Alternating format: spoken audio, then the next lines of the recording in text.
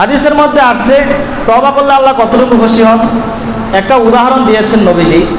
মনে করেন একজন মানুষ সফরে বের হয়েছে, একটা উট নিয়ে সফরে বের হয়েছে। উটের মধ্যে সমস্ত আসবাবপত্র আছে, খাবার পানীয় সহ সমস্ত জিনিস তার উটের মধ্যে আছে। আগের যুগে মানুষ সফর করত। তো সফর করতে করতে মরুভূমি দিয়ে সফর করছে, অনেক দূরে চলে গিয়েছে। তো সফর করতে করতে একসময় ক্লান্ত হয়ে গিয়েছে। তো উট থেকে নিচে নেমেছে কিছুটা রেস্ট নেওয়ার জন্য, আরাম করার জন্য। তো বিশ্রাম নিতে নিতে একসময় লোকটা ঘুমিয়ে গিয়েছে। উটের মধ্যে তার সমস্ত রসদপত্র, খাবার পানীয় যা আছে সব। যখন লোকটা ঘুমিয়ে গিয়েছে ওই মুহূর্তে উটটা হারিয়ে গিয়েছে, উটটা ওইখান থেকে চলে গেছে। লোকটা যখন ঘুম থেকে জাগ্রত হয়, জাগ্রত হয়ে দেখে উট নাই।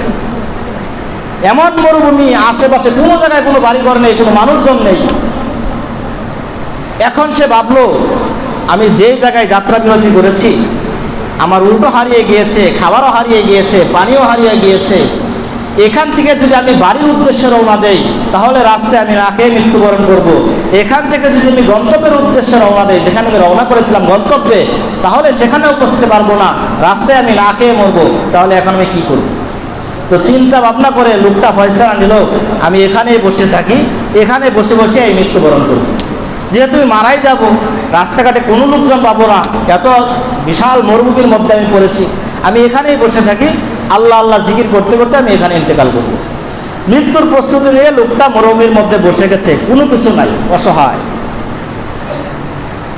জিকির করতে করতে করতে করতে লোকটা আবার ঘুমিয়ে পড়েছে। ঘুম থেকে জাগ্রত হয়ে দেখে ওই যে উটটা হারিয়ে গিয়েছিল, এই উটটা আবার তার সামনে এসে উপস্থিত, খাবার পানীয় সহ তার সামনে দাঁড়ানো। তো বুঝেন, একটা মানুষ মৃত্যুর প্রস্তুতি নিয়ে বসে আছে, এই মুহূর্তে তার উট ফিরে এসেছে, মানে তার জীবন ফিরে এসেছে। এখন সে এমন খুশি হয়েছে, সে খুশির ঠেলায় বলতেছে, আল্লাহ তাআলাকে বলতেছে, আল্লাহ তুমি আমার বান্দা, আমি তোমার আল্লাহ। কি বলতেছে বুঝছেন কথা? আল্লাহ তুমি আমার বান্দা, আমি তোমার আল্লাহ। আল্লাহকে বলতেছে, আল্লাহকে বলতেছে তুমি আমার বান্দা, আমি তোমার আল্লাহ। বলতে চেয়েছিল তুমি আমার আল্লাহ, আমি তোমার বান্দা, কিন্তু খুশির ঠেলায় কি বলছে? তুমি আমার বান্দা, আমি তোমার আল্লাহ। খুশির ঠেলায় এটা বলে ফেলছে। তো নবীজি বলেন, এই যে লোকটা নিশ্চিত মৃত্যুর জন্য বসেছিল, এরপরে উট ফিরে আসা লোকটা যে পরিমাণ খুশি হয়েছে, মৃত্যু থেকে বাঁচার কারণে যে পরিমাণ খুশি হয়েছে, একটা গুনাহগার বান্দা যখন তওবা করে আল্লাহ রাব্বুল আলামিন ওই ব্যক্তির চেয়েও বেশি খুশি হয়। এজন্য